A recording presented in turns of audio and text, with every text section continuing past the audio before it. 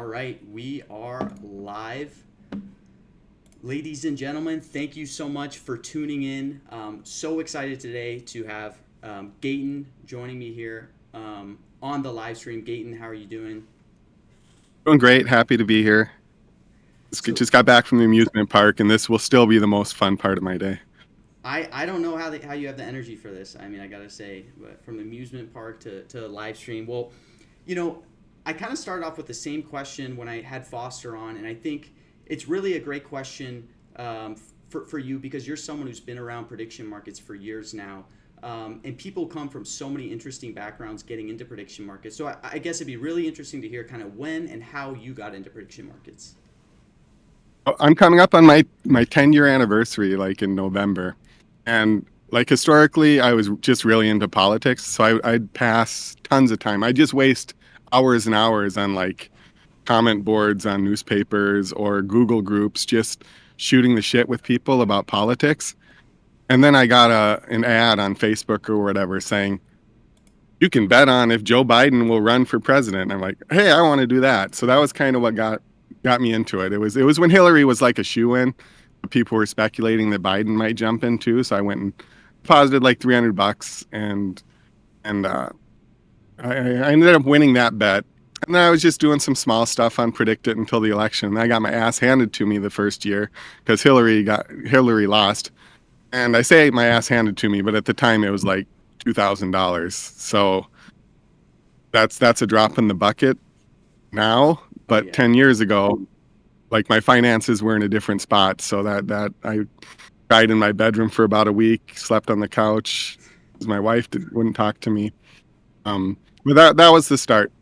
Was just loving politics, and then seeing the predicted ad, jumping into Predict It, and then from there, like I moved into poly market a little bit in like 2022 Hmm. when they had the broader markets. So I did some movie stuff and some culture stuff there. They had a couple Rotten Tomato markets. It never really caught on at the time, but I at least got some exposure to it. And then once Kalshi went nuts this past year, that's when I really started hitting things hard in the non-politics space. Yeah, I mean, the Rotten Tomato markets to me, like, your story is interesting because I feel like so many people do get involved from politics. Obviously, like when we see the 2024 election, like that's when volumes really peaked. You had so many new people coming on these platforms. But I guess you mentioned seeing these kind of Rotten Tomato culture markets on Poly Market. Like, what drew you to these markets and to take them as seriously as you do now?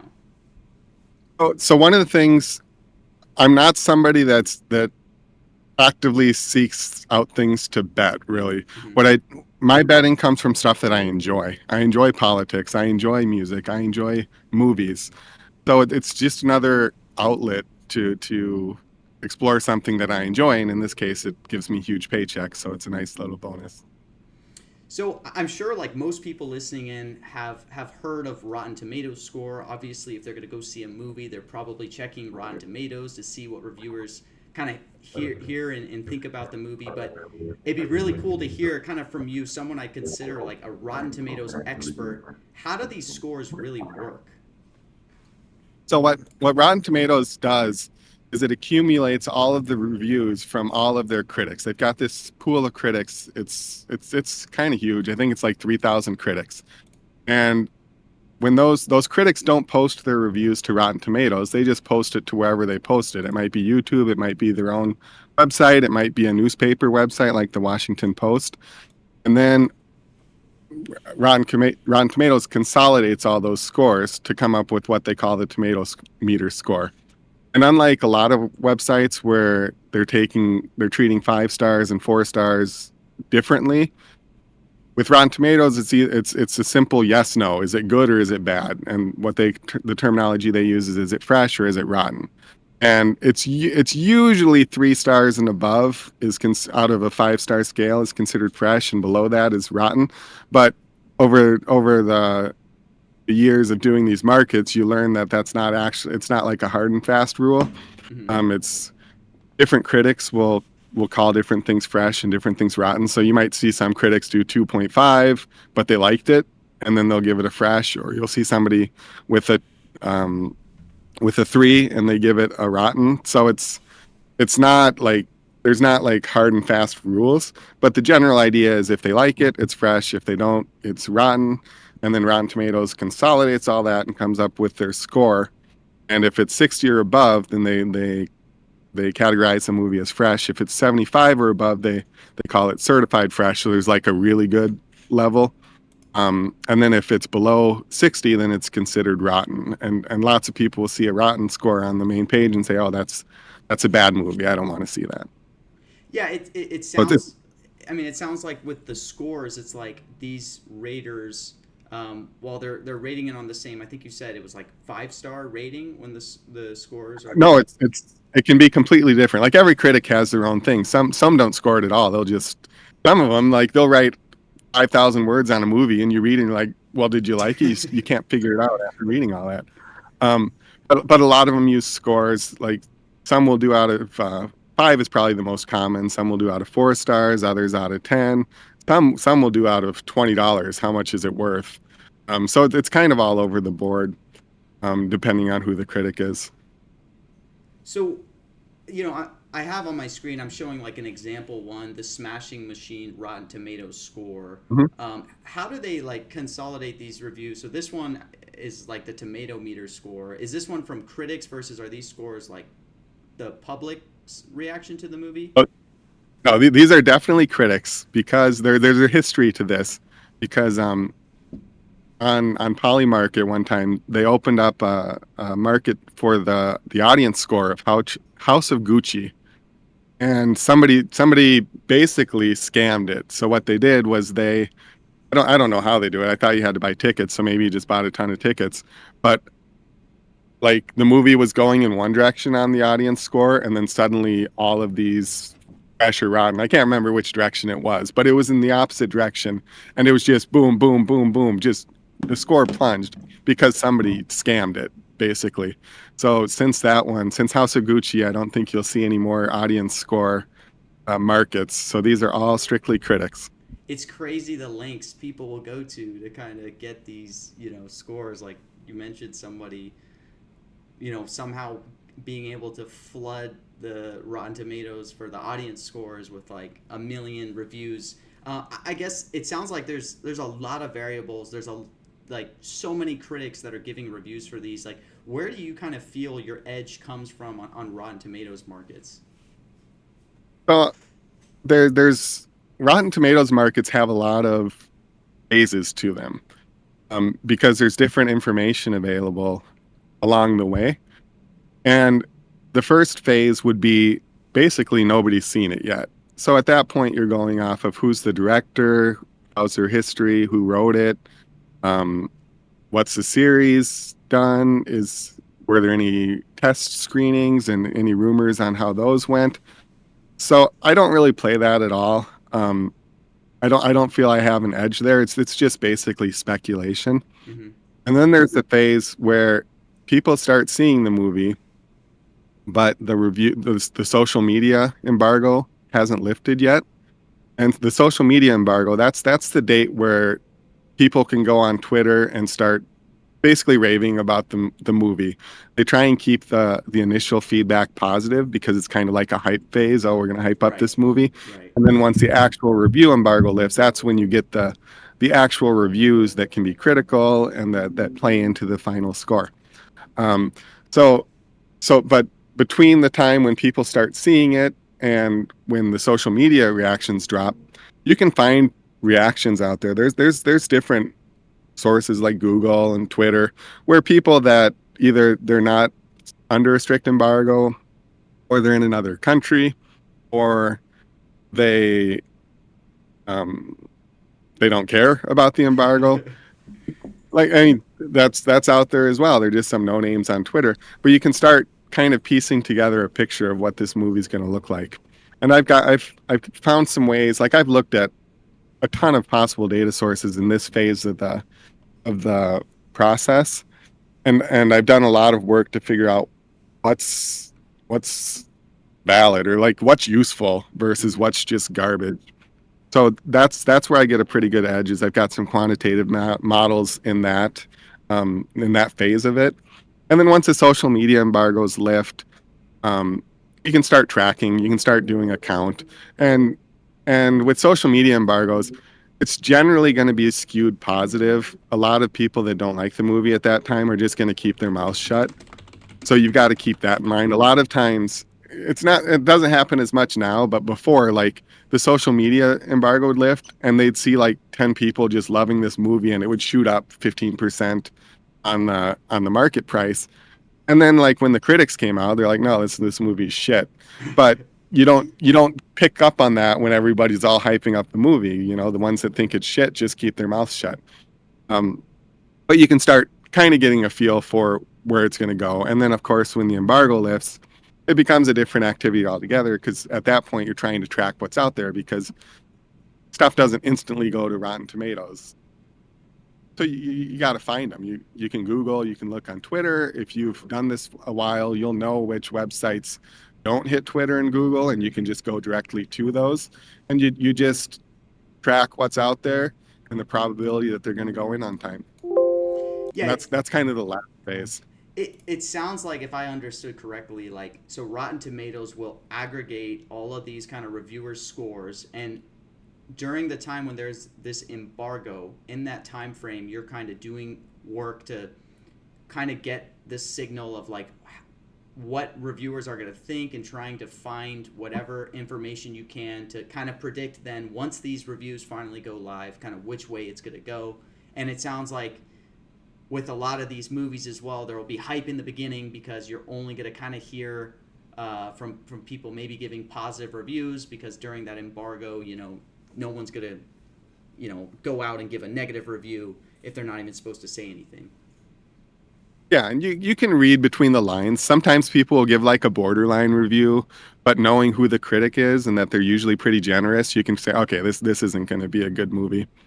And when I talk about that before the embargo time, and during that time, sometimes I'll get almost no data, and I've learned to basically sit that phase out if I don't have much data.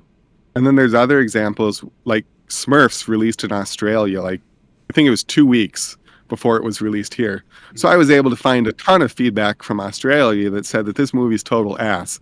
So even though like the Australian critics that posted about it were kind of split, I knew that like once the floodgates open and a bunch of reviews came in, that it was gonna get roasted. And so in that case, because I had so much data, I was able to make a pretty large bet and make a pretty good haul, even at this point where volumes are a little down and the markets are quite a bit sharper. Yeah, it's really funny because I bet you a lot of people watching, that maybe haven't even traded on prediction markets before, are thinking like, I could have told you Smurfs was going to be one of the worst movies Yeah, ever, just even watched the without. trailer. Yeah, And I watched the trailer. It was like mesmerizingly bad. Like I couldn't stop watching the trailer because it looked so bad. yeah. I mean, you mentioned Smurfs. I know. I think you had like a $15,000 profit there. For Rotten Tomatoes, what's maybe the best win you've ever found? Oh, so my all time best. This was right after the election. It was like 2 3 weeks after the election. So we have all this new blood coming in, like shooting fish in a barrel. It was Moana 2 came out, and it, Moana 2, it was going to be like a Disney Plus series, and they're like, oh, let's make it a movie instead. And a lot of times when they do that, you're stitching 6 episodes together, so you're getting 1,000 characters without time to develop them. I'm like, okay, this sounds like a disaster. And then I started getting a ton of data in, and I'm like, okay, I'm very very confident that this is not going to be above 75%. So I made my break even 75, and the worst it got, the more I was going to make, Hmm. and I ended up pulling in 44 grand on that movie. Moana 2. Wow. Yeah, that was a good day. Man, I mean, that's another one that I would think. I mean, Moana 1 was pretty good, right? In terms of like Yeah, reviews yeah, and. Moana 1 was a banger. but Yeah. but this like and people give a lot of importance to that, like, oh, it's Moana 1 and it was great, so the second has to be good. Well, you got to look a little bit beyond that. Yeah, yeah. Well, I mean, it looks like around 8 Rotten Tomatoes markets active right now. Are there any ones that you currently kind of have active positions or are looking at closely? Not right now. I've got a lot of tech tools. I work with a partner on this stuff, and he's reworking a lot of the tech tools. We started having trouble with them, so he wants to get it set up on a new server. So he's taking his time getting that set up. So I played the last one, this Conjuring one, and made a couple grand, but I'm sitting out until we get our tools back up because otherwise it feels like I'm fighting with one hand tied behind my back, and I don't want to do that. Yeah, definitely. And I mean, in kind of the video I posted today, I kind of marketed you as just this Rotten Tomatoes sharp, but in reality, you're also the number one trader on the music category on Kalshi. Um, can you maybe talk a little like some of the markets you've traded in music and maybe any markets you're trading in currently? So originally, the main music markets that were out there were just billboard markets. And like I don't have any huge edge in Billboard. All I would do is go and look at these Twitter accounts that track this stuff and have been projecting it for years, and I would just see what they say and then bet whatever they say, and it would work most of the time. It's gotten a lot sharper since then. But then in October they introduced the Spotify markets, and Spotify markets. I was the top earner in Spotify on Polymarket when they had those, but they shut those down. And but I had a lot of experience from doing that. So when the Spotify markets fired up again on Kalshi, I had a big edge because I had been doing these for a while. And the first I think it was like the second day, Tyler the Creator dropped a surprise album. So everybody was thinking it was going to be one thing, and I see that he just dropped this album. I'm like, no, it's going to be him. So I made like 3 grand right off the bat because people weren't paying attention to that. And then a couple days later, it was Halloween, and I knew that like a Monster Mash or Ghostbusters song was going to crush it. Nobody else was paying attention to that, so I was able to get super cheap shares of no on everything. And then when Kendrick dropped his album in November, I was able to clean up on that because nobody was paying attention. So, but lately, what's happened is those markets have gotten one a lot less volume and two a lot sharper. So I barely pay attention to those anymore. But like the one you're displaying now, I've got a huge bet on that because that's doing some different volume. You like Bad Bunny here, right? That's the one I think you've Yeah. been, and you got into this really early. I mean, am I wrong that Mhm. this was like back in almost March, back when this was maybe 50 cents, right? For yes? Oh, lower than that. I was getting in the 30s. Wow. So Bad Bunny's huge. This is one of those markets that every once in a while you'll see a market where you read the title and the answer is obvious. And this one you read the title and the answer is obvious. It's Taylor Swift, except it's not right. So when it's one of those things, another example of that was earlier in the year. There was a market that said, "Will the federal deficit go down this year?" And of course not. There's a huge, there's a $2 trillion deficit each year. How's it going to go down? But the market was set up so that it was based on quarterly, and because of some accounting things, it actually dropped in the first quarter.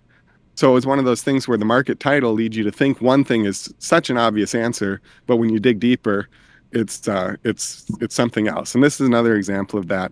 Bad Bunny dropped his album on January 5th, and he's been crushing it ever since. Like he was the top artist of the week almost every single week, um, other than when like Morgan Wallen would drop something, all the way up until October or in August. Once Taylor announced her album, she overtook Bad Bunny, so she's picking up like a couple million on him every day. He just did that for 8 months, and he was picking up 10, 15 million every single day for 8 months. And so she's going to drop her album. Obviously, she's going to score a huge comeback with that. But she's dropping a 12-song album. Her previous album was 31 songs, and she's going to need to dramatically outperform that 31-song album with only 12 songs to be able to catch up. And I just don't think it's going to happen. Yeah, and I mean, I think that's such a great point. Actually, Foster talked about this with advice for new traders, and he said the biggest thing, and I think this happens to everyone, is you see a market title and you immediately go, Mhm. this has to be mispriced. Then you read more into the rules, the resolution criteria, and then you start to realize, okay, now I understand why it's priced a certain way. And I think that in and of itself can be a big way to find edge, is just really understanding the rules and for all of these markets. Yeah, for sure. And this is a good example. It's hard to find the data for this market. It's not, Spotify doesn't publish this data like they do other data. So what people do is they latch on to the data that Spotify does publish. If you go to Bad Bunny's profile in Spotify and you go to Taylor Swift's profile in Spotify, you'll see a number of monthly unique listeners. And a lot of people will stumble across that and say, well, Bruno Mars has more than Taylor and more than Bad Bunny. Why are these two doing so well? And you'll see that in the comments every once in a while. There's a couple comments about that on Polymarket now. And what they're doing is they're taking the wrong metric and betting on it. And they're not realizing, like on Polymarket, Bruno Mars is like half a cent.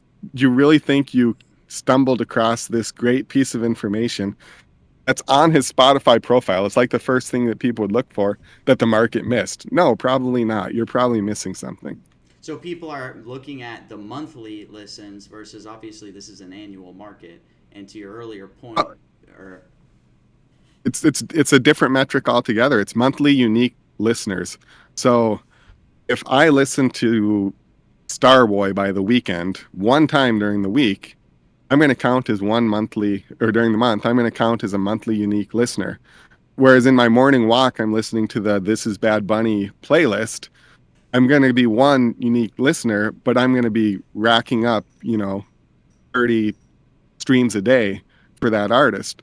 So one's like a measure of listener breadth, mm-hmm. and then the other one is volume, and volume matters. Breadth does not. Yeah. And you've touched on it a little bit with these markets on how some of them gotten sharper recently, and also I think as someone who's traded on these markets for 10 years, you've probably been used to maybe 5-10 years ago. Like I'd imagine liquidity was unbelievably thin in certain markets. Like how have you seen liquidity change over time, maybe especially in kind of this last year, and how has that kind of impacted your trading?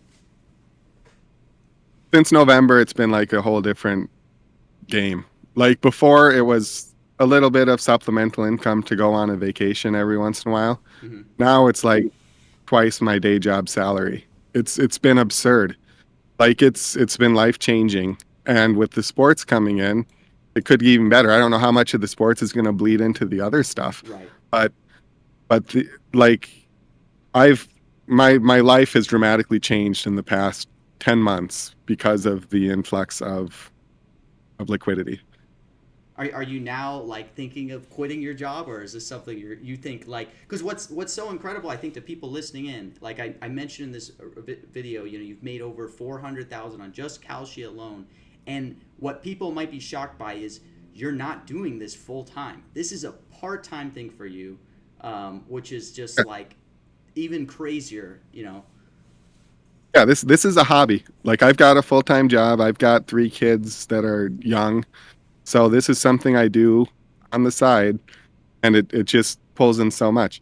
And as far as the question about whether I'd retire to do this, nah, I like working. Like I like Yeah. interacting with people on a day-to-day basis. I also like the stability. I've got 8-year-old twins and a 4-year-old. Like I don't want to go through a rough month and be like, sorry, kids, you're gonna eat ramen this month, or something like that. So I like the stability. I like the benefits. Plus, like this summer, I didn't take a 100% break, but I way toned down what I was playing because I can. Like I don't need to play all the time. I've got a steady income otherwise, and I enjoy that flexibility. Yeah, you just kind of touched on it, of like having a bad month, having to eat ramen, beans, and rice. But I guess on Mhm. with trading, especially trading on prediction markets, any of things in this kind of probabilistic domain, you can think about poker, things like that. It always is going to come with variance, no matter how big of an edge someone has. How do you personally kind of deal with losses? So the way I do it is I treat my Kalshi amount on there like a video game score. I'm not thinking like, oh, I just lost a Honda Civic when I lose a big Rotten Tomatoes market. I'm just thinking like, oh, you know, I lost some points in a video game, I'll get it back. That type of thing. And that works if you're good. Like if you're bad, you don't just want to just, oh, it's just a video game. I'm down $30,000 this week. Yeah, yeah, It only works if you're a positive expected value player over time. But it's just it's kind of like I was talking. I can't remember who I was talking to a couple days ago, but like in my brokerage account, like if I lose money there, I feel horrible. But if I lose the same amount of money in Kalshi, it's like who cares? So it's kind of separating that, not yeah. treating it like money. That might be horrible advice for some people, but it works for me. No, I mean I totally get where you're coming from, and I think to your point where it's like if you have an actual edge, it's kind of a good way to see it that way because otherwise Mhm. it would be incredibly difficult to have the confidence to like imagine giving someone $20,000 cash on a position that you're very comfortable or confident in. You know what I mean? It's like seeing it that way is I think helpful if you have an edge. And I think on the topic of variance, I come from a little bit of a background of like poker. You know, so many Mhm. people will get obsessed with variance. If I'm having a bad session, it's variance. But I think kind of what you touched on, what everyone should be focused on is finding an edge and being able to quantify your edge to confirm you actually have an edge. Because if that is the case, then obviously over time you'll be profitable. Um, but I guess similar to kind of that discussion on losses and on the topic of dealing with larger and larger sums of money, how do you determine the sizing of your trades? I'm not great at this part. This is probably one place where I should use Kelly or something like that, but I don't. Um, Usually I'll just get a rough idea of how confident I am on something like the Smurfs movie. I mentioned that earlier. I was very confident on that just because I had a ton of data. But really it was more so than me putting a break on it. It was more running out of liquidity. Mm, Like people there was only so much available at the right. prices that I wanted to pay, and that's usually what determines it for me. Um, some of these larger markets, I'll I'll draw a line on what I feel comfortable with. Like if I start feeling uncomfortable about a bet and feeling like I have to watch it and like refresh every Twitter feed or whatever every 15 seconds, then I probably put too much and then I'll pull back a little bit on it. But I don't have like some mathematical formula like a half Cali or anything like that. Yeah. Yeah, it's interesting because people always kind of point to Kelly criterion when with bet sizing, and I mean something I realized for myself is when I put my trades quote unquote in a Kelly criterion, it's like I'm being way more conservative than I really should be. Mhm. Do you think you're somebody who's like more naturally conservative, or are you someone who's more like comfortable kind of taking on risk?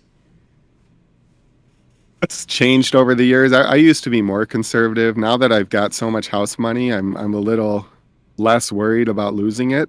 So if I think I have an edge, I'll hammer it pretty hard.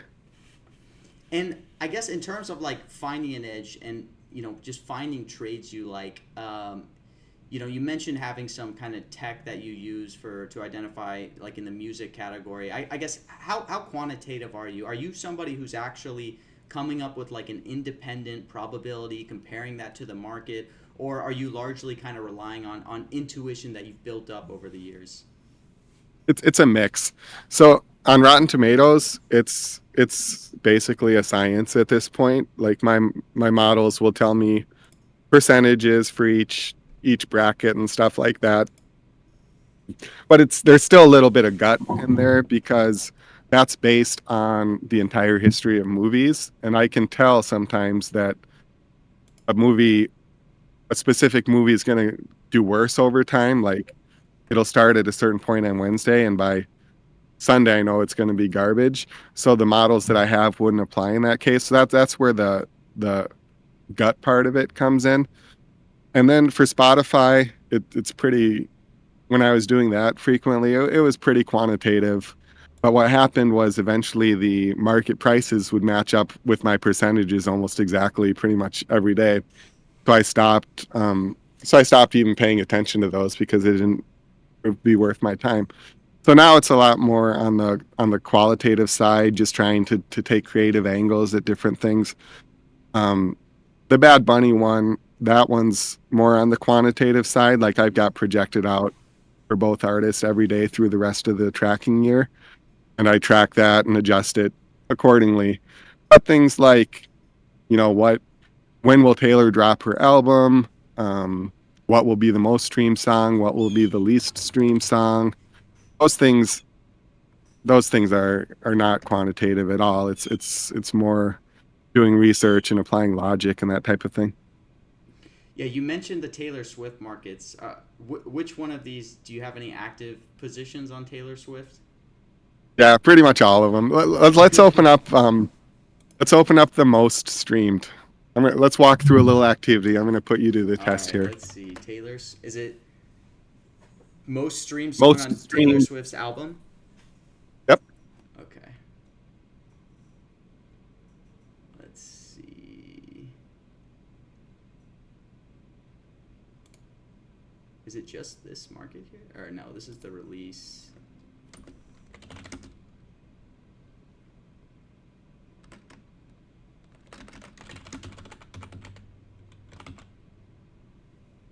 Most streamed song on Life of the Showgirl by October 10th. This market? Yeah. Here we go. Okay, so there's 12 tracks on this album, right? Mm-hmm. So if it were completely random, they would all be equal. So what we need to do is we need to take the information that we have and see if we can figure out which one's most likely. So you're looking at the track list now. Let's see. So Life of Let's see that there. Showgirl seems to be the favorite at 40%.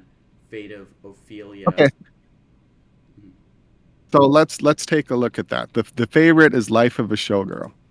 So can you do a quick Google search, like pull up the track list in order? Let's see.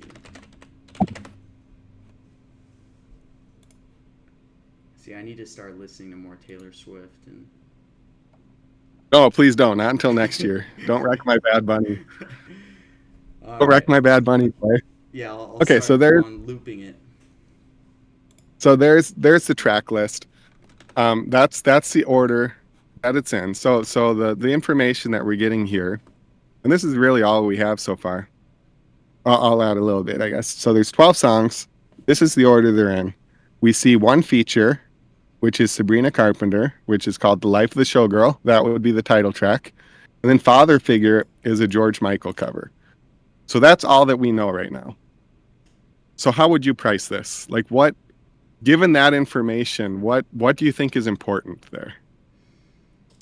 I mean, the things I'm thinking about, obviously, Sabrina's really big right now, so potentially that could, increase the likelihood.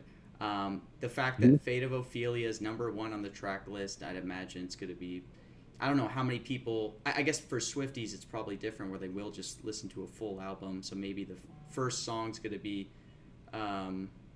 you know, have a big boost. But I think overall, my thought process looking at the odds would be to kind of short some of the favorites, given we don't have a ton of information, but I'm not big I on. think you're on the right track. So I'll walk you through what I did on this one. So what I did was the top song a week after her release is almost certainly going to be whatever she releases as a single. So there's going to be one song that she says, this is the one I'm going to put all my promotional value around. I'm going to ship this to the radio station. So it's not so much figuring out what song's going to be the most listened to. It's what song's going to be the single, because that's going to be the most listened to. If you look at her previous album, it was Fortnite. If you look at the one before that, it was Antihero. So you can look at her history and see what does she pick as the single. And that last track, The Life of a Showgirl, featuring Sabrina Carpenter, that's got some things.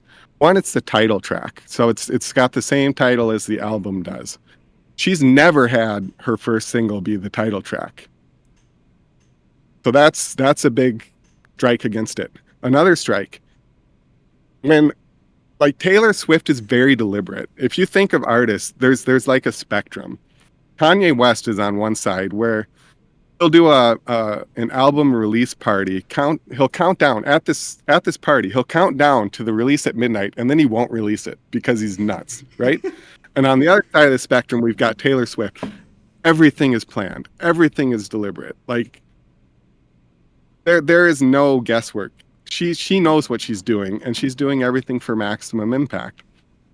When you release a single, you want that single to hit as big as you can. You're not going to put a single as the last track on your album. Like not the first single, maybe a later one. But the first single you're going to want to be early in the track list. And if you look at Taylor's history, that's exactly what you're going to find. Fortnite was track number 1. Anti-Hero, that was track 2 or 3, I can't remember. Like if you look at her history, almost all of them are within the first 4 tracks. None of them are the last track. And you'll find that there's some lead singles that are mixed in, like 6 and 8, things like that. But if you look, those singles weren't dropped at the same time as the album. They were dropped months ahead of time. So when the album was dropped, they were no longer the focal point of the marketing. So it didn't matter that they were later in the album. She was going to drop another single earlier in the album, and that was going to be the focus. So the fact that that is such a heavy favorite is absurd to me because, as I mentioned before, if it was completely random, they'd all be equal Yeah. to start. But I would actually deduct the Sabrina Carpenter song. I would lower it from the random value because of its placement on the track, the fact that it's a title track, and then the last thing is that it's a feature. Sabrina Carpenter just released an album last week, and she's got 2 songs in the top 10. I don't like why would they drop a third Sabrina song right now? Right. Right. So there's lots of reasons to think that it's not going to be that. I've got a fairly large position on it not being that for what it's worth. And I And mean, the other thing is I didn't even that realize it's literally the complete favorite. Yeah. I mean, mhm, that's yeah, and it makes no sense. There's not a ton of liquidity there, otherwise I would have gobbled it up already. yeah. But I've got a fairly decent position, and all of this stuff that I'm saying, like I'm not going to take this to 99 because it's based on her history, it's based on logic, but Right. she could still do it. Like she could still drop that, so I'm not going to take it to a ridiculous price, but I can definitely say that it's not the favorite. Yeah. I think that's a really interesting point on a lot of like prediction markets for certain markets, right? You won't see that event ever kind of repeat again. You know, a big example is like the Mm-hmm. astronomer CEO markets. But I think what's really interesting about the markets that you've kind of focused in and built up this edge over time is that they're repeatable markets. And I think a benefit Completely. there is like building up this edge and this subject matter kind of expertise that you have in you know Rotten Tomatoes in music. You know, it allows you to where you know you're going to have repeatable markets every month to kind of apply Mm-hmm. that knowledge to and just repurpose. Yep, totally. So now let's look to the least streamed song. That gives you an idea of my thought process. I threw you guys a freebie on that one, so my alpha's out the window on that, but who cares? I got a good enough position. So go up. There's another market for the Oh, least streamed. I least want to show you streamed. something. Okay, let's see. Mhm. Least streamed.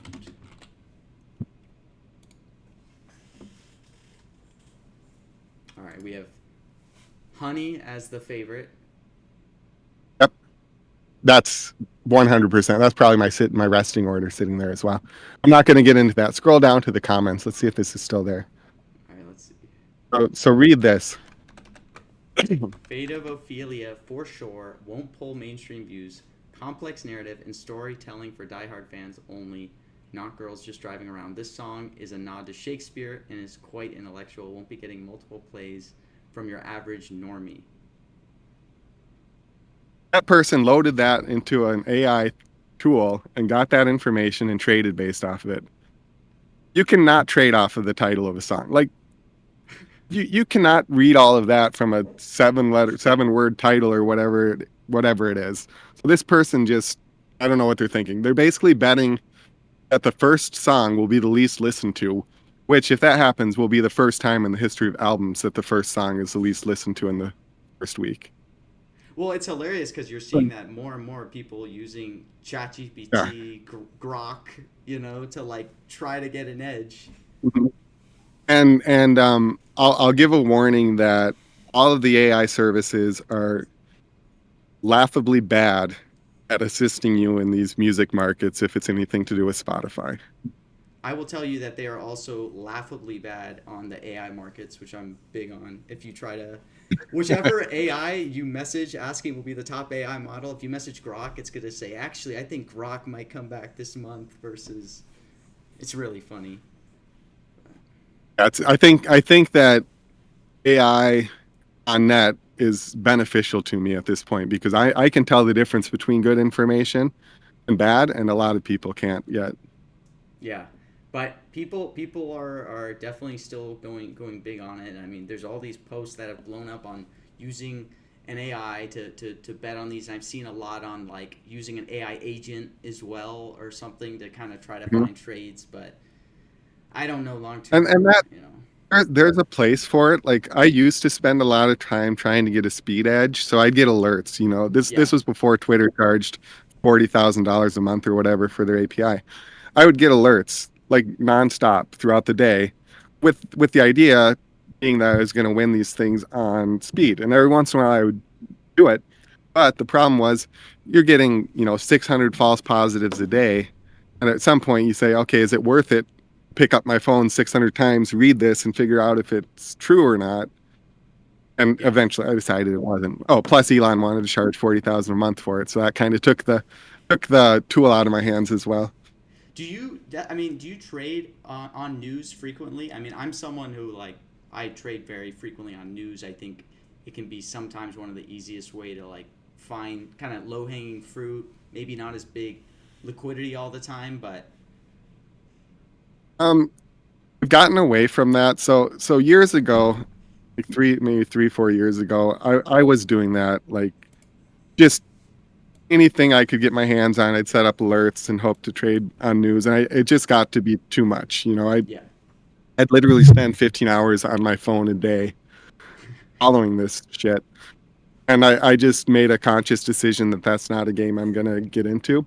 So I will do it sometimes. The shutdown battles are ones I like to do it on, legislative stuff. A lot of the stuff where it's something I'm going to follow anyway, like I find it interesting. hmm I'll pile bets on top of that, but it's not something that I seek out at all. yeah. I'll do it maybe 2 or 3 times a year. I went through that same phase for a while where I think I set up all these Twitter alerts and was checking my phone every 10 seconds. Kind of turned into like an anxious mess, and I was like, Yeah, yeah. I can't do this anymore. Um, but I mean, we've talked on the music markets. We've talked on Rotten Tomatoes, but you've also done quite well in politics markets. I think you've made close to $100,000 on Kalshi alone with the politics markets. What kind of markets do you trade in there, and kind of where do you look for? Where do you think your edge comes from?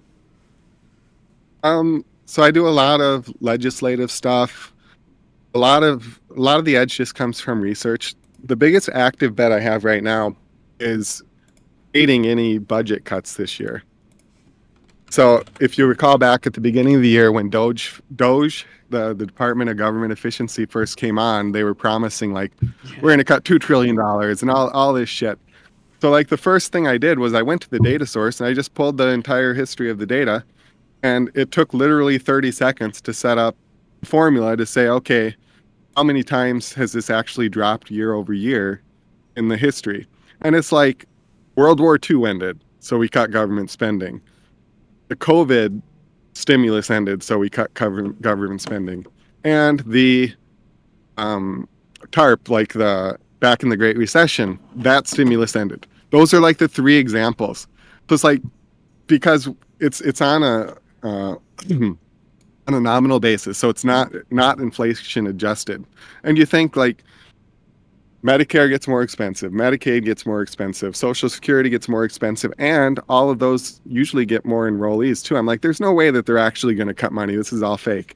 So I bet a lot. Like I've got like I'm going to win over $100,000 on this one because I loaded up at like 30 cents, and on the no side, um, 30 cents. on the no side, I said Wow, they're not going to cut I can't anything. believe it Most of was it, that cheap. yeah. Yeah, so this is on. Well, it was like my first quote I got on it was like 11 cents because I did this on American Civics Exchange. This wasn't on Kalshi or Polymarket. And so I put in a big bid, and at first he said 11 cents. I'm like, holy shit. But it took a couple days for my deposit to go through. And by that time, it was at 23 cents. But it was still worth it at that price. So I think I've got 167,000 shares on that. And on Kalshi, it's at 91 cents already, but it should be probably be closer to 99. Wow. That's going to be a nice one because day one of the new year, I'll have a huge profit to start. Yeah, and I mean, So it's stuff like that. It's like that's another one where I had mentioned earlier. You read the title and you oh, how much is Doge going to cut? Obviously, it's not going to be zero. It's going to be greater than zero. But when you dig deeper, you find out no, it's actually going to they're not going to cut anything. yeah, it kind of sounds a lot like, fading the hype a little bit. I mean, I remember when the Doge efforts were all super public. They had their own like website and were quoting like Mhm. millions and millions of cuts every month, and the Yeah. markets would just. So I think like that's just such an area where it's like if you can kind of just cut through the bullshit that's going on in the media Hmm. everywhere, it's like, and finding those times where the markets are just trading so out of whack, like you mentioned. You started getting in here on the no side at 11 cents. So like something now that's going to pay you out 10%. You entered first at like a 10x. Yeah, Hmm. it's unbelievable. It's stuff like that, stuff where I can dig in and do a little research. Another thing I'm good at is separating the signal from the noise. Like I've made a lot on the shutdown stuff because a lot of people will see their punch bowl every morning, say, "Oh, shutdown's a done deal," and it's like they're separated by like $3 million in spending. It's like, no, they're going to figure that out. But the journalists have a lot of incentive to pump up the drama, So you got to cut through the drama and figure that out. That's another one I've been good at. Just looking at understanding negotiations has been useful for me in a lot of the legislative stuff as well. Yeah, I mean, are there like I said, you've kind of almost traded a little bit of everything, mostly obviously culture, politics. Are there any markets that like you'd really like to see, or maybe even markets that you saw a few years ago that aren't around anymore? You wish that Kalshi or any of these other sites would start adding. Not really. I think they've done a really good job over the past 15 months or so of getting culture in a really good spot. Politics were already in a pretty good spot. So those are the big ones. A lot of this stuff like crypto, I've got no edge there. Sports, I got a good edge. Like Yeah. any whoever I pick is going to lose I know. regardless. I saw So your comment on that. I almost added that in the hype video. I was gonna add the worst sports trader at the end. it's fun though. That's the dangerous part is it's an enjoyable hobby. But I think like just based on where I am in my life with I don't want to dedicate all the time. I think having the culture and the politics as my big two, just keeping my focus on that is perfect. Yeah, definitely. Um, I mean, to your point on sports, I've gotten lucky on sports the last 2 weeks, and the negative part there is I'm starting to convince myself that I might actually have an edge when I know I definitely do not. And Uh, that's my perspective on sports and the stock market are the same. It's like it's such big business yes. that I'm going up against the smartest people with unlimited budgets using the best tools, and I'm just sitting here clicking a mouse on my computer. I don't have a chance there. But if I look at Rotten Tomatoes, like nobody gives a shit about that. It's like 14 men in their basement, refreshing their screen. There's not a ton of sophisticated competition yet. Yeah, I mean, I think that's a great point, and it's funny because a lot of people I talk to in my life know I trade on these sites a lot, and they assume I'm a very kind of risk on person. But for me as well, like in my investments, I'm all ETFs, I'm all index funds. I will never pick a Yeah. stock. I would never do it. And same thing with sports, obviously, where unless you have like a very unique strategy, arbitrage or live trading, you're kind of, it's going to be very difficult to get a long term edge. And I think that's what drew me to prediction markets, is the fact that I think even now, as liquidity and volumes are starting to skyrocket, it still is an inefficient market in a lot of ways, especially in a lot of corners areas of the market. So you have all this, like, these videos out there on what TikTok or whatever to like buy options or like use all these crazy ways to try to make money, but it's like prediction markets offer you this completely inefficient market to where if you put in the time to like find your edges, I mean, you can see just so many cases of people finding success there. Yeah, I agree 100%. So something I wanted to kind of talk about is more meta on like prediction markets as a whole. Again, you mentioned you've been in this space for 10 years. They're going through kind of a hype cycle right Hmm. now, and I'm kind of curious, what's your outlook as a whole on prediction markets in the future and maybe the near term this next year? Obviously, sports is getting really big, and maybe 5 years out when we have the next election cycle, like where do you think these things are going? I guess my worry is that prediction markets become a new wrapper for sports betting, and it kind of drowns out everything else because the volumes for sports betting are absurd compared to anything else out there except the elections, I guess, like the presidential elections. So my worry is that because that's where all the money is, that's where all the volume is, that these other markets might start to get neglected. My hope is that a lot of these people that are coming in to bet on the US Open end up saying, hey, they got Rotten Tomatoes too. I just won, you know, $5,000. I might as well throw it on the long walk being bad or something like that. But I'm not really sure which way it's going to break. Yeah, it's going But to be. obviously, I appreciate all the additional liquidity that's been coming in. Yeah, it's going to be really interesting to see, and I think a lot of people feel kind of the same way, you do. I mean, you can see a little bit. It seems like these exchanges feel the same way, and they're trying to kind of show more markets. I mean, I think on like Kalshi, for example, if I go to like just the general markets page, even though sports are all like the top volume ones, they're gonna try to sneak in like some other markets in here on the front page. Like, I mean, maybe it's NFL. Okay, but you can see like seems like they're trying to like sneak in other lower volume markets to try to like get people in, but it remains to be seen. I mean, such a high Mhm. percent of volumes right now are sports. So if they can make that bridge, it'll definitely be a new kind of golden age for prediction markets, I think. And in prior cycles, like 2016 and 2020, when trades were primarily through predicted, there was a very, very clear cycle where you would get all this money coming in for November for the election. And then usually by March, it was largely dried up because the questions were so obscure or so niche that nobody really cared except for the hardcore junkies. So the volume dried up and the difficulty shot up. So it became a lot harder to make money in March or whatever. You could still do it, but it wasn't easy mode like it was for the months after the election.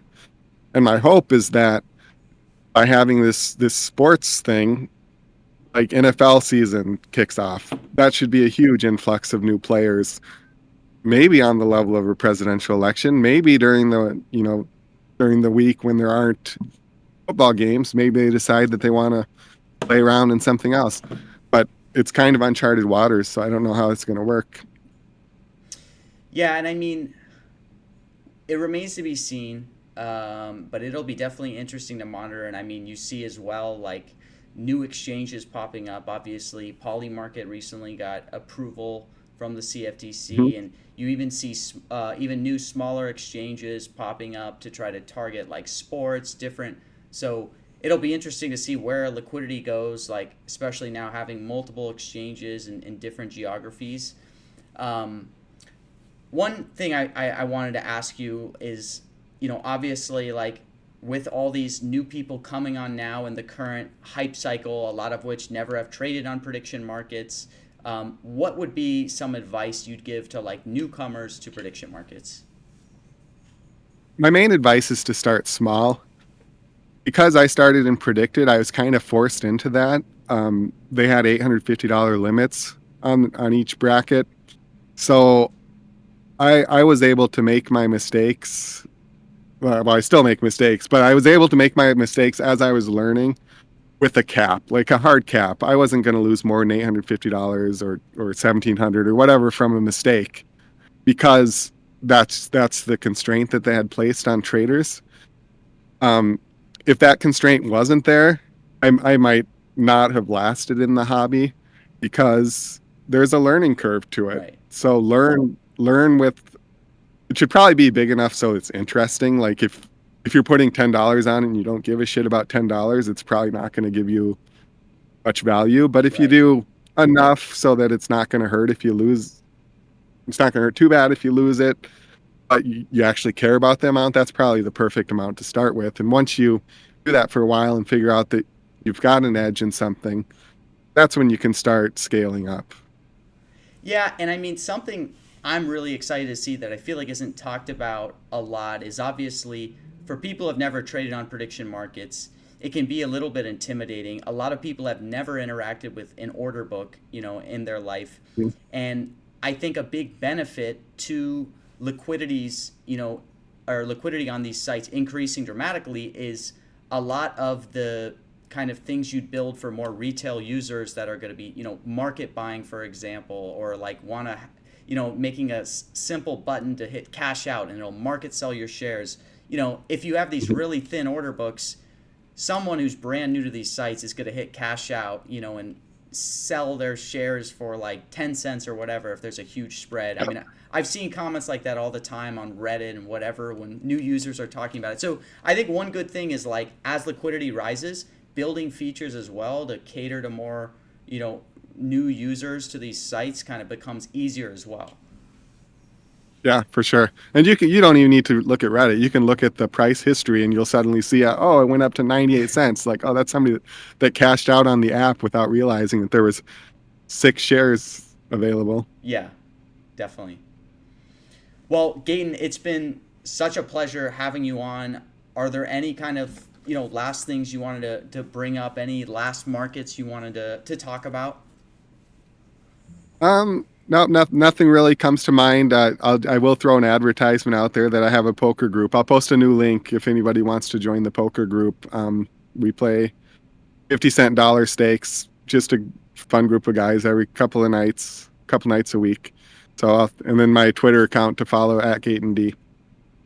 All right, I'll be joining that poker game. I'm a little rusty, but we'll see if I can remember.